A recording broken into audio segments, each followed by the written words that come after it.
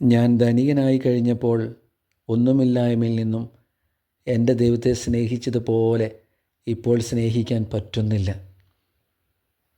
ആ ഒരു തിരിച്ചറിവിൽ നിന്ന് അനുതാപത്തിലേക്ക് കടന്നു വരുമ്പോൾ തകർച്ചയിൽ നിന്ന് വീണ്ടും കർത്താവ് കൈപിടിച്ചുയർത്തുക. അത് പരിശുദ്ധ ബൈബിളിൽ ഹഗായി പ്രവാചകൻ്റെ 2-ാം അധ്യായത്തിൽ അതിൻ്റെ 23-ാമത്തെ വചനത്തിൽ പറയുന്നു, ഷയാഥിയേലിൻ്റെ മകനും എൻ്റെ ദാസനുമായ സെറുബാബേലേ, അന്ന് ഞാൻ നിന്നെ എൻ്റെ മുദ്രമോതിരം പോലെയാക്കും. എന്തെന്നാൽ ഞാൻ നിന്നെ തിരഞ്ഞെടുത്തിരിക്കുന്നു. കർത്താവ് അരുളി ചെയ്യുക. എവിടെ വെച്ചാണ് ഇത് സംഭവിക്കുന്നത്? കർത്താവായ യേശുവേ, അങ്ങേ എൻ്റെ കർത്താവും രക്ഷനാഥനുമായി ഞാൻ എൻ്റെ ഹൃദയത്തിൽ സ്വീകരിക്കുകയും ഞാൻ അതിരം കൊണ്ട് ഏറ്റുപറയുകയും ചെയ്യുന്നു എന്നുള്ള ഈ സമ്പൂർണ്ണ വചനം ഒരു വ്യക്തി സ്വീകരിച്ച് അതിരം കൊണ്ട് പറയുമ്പോഴാണ് ഈ മുദ്രമോതിരം പോലെയാക്കുന്ന ഈ പ്രവൃത്തി കർത്താവ് ചെയ്യുന്നത്. അത് പരിശുദ്ധ ബൈബിളിൽ ഉടനീളം അത് വ്യക്തമാക്കുന്നുണ്ട്.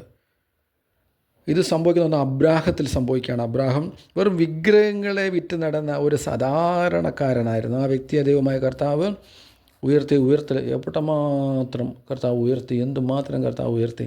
അതുപോലെ തന്നെ ജോസഫ് പൊട്ടക്കണ്ടി പോകുന്നു, അവസാനം അടിമയാക്കി വിൽക്കപ്പെടുന്നു, കാരാഗൃഹത്തിൽ പോകുന്നു, ജയിലറകളിലെല്ലാം പോയി. എത്രയോ വർഷങ്ങൾക്ക് ശേഷം അദ്ദേഹം തിരിച്ചു വന്നത് ഈജിപ്തിൻ്റെ ഏറ്റവും ശ്രേഷ്ഠനായ ഭരണാധിപനായിട്ടാണ്. അതുപോലെ തന്നെ മോശ സഹോദര സ്നേഹത്തെ പ്രതി തൻ്റെ പ്രവൃത്തി ചെയ്തു കഴിഞ്ഞപ്പോൾ അവൻ മരുഭൂമിയിലേക്ക് രാജകീയ സൗകര്യങ്ങളും സുഖസൗകര്യങ്ങളും ഭക്ഷണപദാർത്ഥങ്ങളെല്ലാം ഉപേക്ഷിച്ച് മരുഭൂമിയിലേക്ക് ഓടിപ്പോയി ഏകനായി പാർക്കേണ്ടി വരുന്നു. അതുപോലെ തന്നെ ദാവീദ്, വെറും ആട്ടുമൂത്രം നാർന്ന ദാവീദിനെ ദൈവമായ കർത്താവ് തിരഞ്ഞെടുത്ത് ഇസ്രായേലിൻ്റെ രാജാവാക്കി ഉയർത്തുന്നു. അനുദപിച്ചു കഴിഞ്ഞപ്പോൾ അവനെ വീണ്ടും ഉയർത്തി സ്വർഗരാജ്യത്തിൻ്റെ പടവുകളിലേക്ക് എത്തിക്കാൻ തക്കവിധം ദൈവം ഉയർത്തുന്നു. പിന്നെ യൂദിത്ത്, ഇസ്രായേൽ ന്യായപാലനം നടത്തുന്ന യൂദിത്ത്. അതുപോലെ തന്നെ എസ്തറിന് ഹദസ എന്നൊരു പേരും കൂടി ഉണ്ട് കേട്ടോ. അവൾ പേർഷ്യൻ രാജ്ഞിയായിട്ട് എത്രയോ വർഷം അവൾ ഭരിച്ചു. അതുപോലെ തന്നെ കർത്താവിൻ്റെ ഗിദെയോൻ, അവൻ പേടിച്ച് വിറച്ച് മെതിക്കളത്തിൽ ഗോതമ്പ് മെതിച്ചുകൊണ്ടിരുന്നപ്പോൾ കർത്താവ് അവനെ സന്ദർശിച്ചു കഴിഞ്ഞപ്പോൾ അവന് ആത്മധൈര്യം കൊടുത്ത് കർത്താവ് അവനെ പുറത്തേക്ക് കൊണ്ടുവരുന്ന ഒരു വരവുണ്ട്. അത്രയും പവറോടുകൂടി കർത്താവ് ഗിദെയോനെ കൊണ്ടുവന്ന് വെച്ചിട്ടുണ്ട്. ഗിദെയോൻ്റെ ചരിത്രം പരിശുദ്ധ ബൈബിളിൽ വിവരിക്കുന്നുണ്ട്, അതൊന്ന് വായിക്കണേ.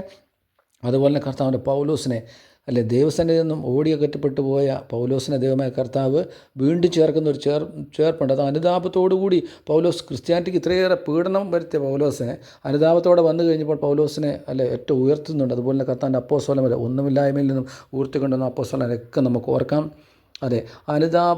നമ്മൾ ഏത് അവസ്ഥയിലായിരുന്നാലും അനുദപിച്ച് കഴിഞ്ഞാൽ കർത്താവ് നമ്മളെ അത്ഭുതമായി ഉയർത്തി അനുഗ്രഹിച്ച് നമ്മളെ ഉയർപ്പിക്കും. നന്ദി. കർത്താവ് എല്ലാവരെയും അനുഗ്രഹിക്കട്ടെ. ആമേൻ.